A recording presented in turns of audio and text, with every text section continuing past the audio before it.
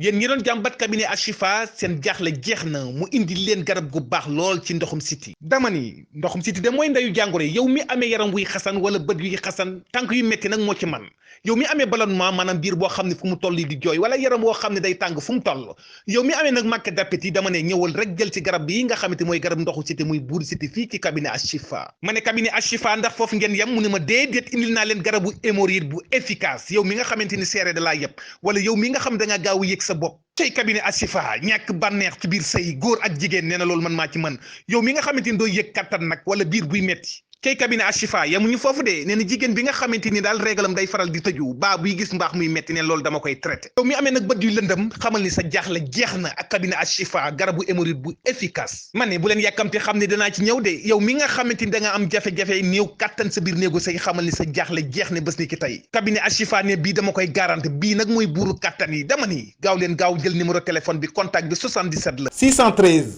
22 20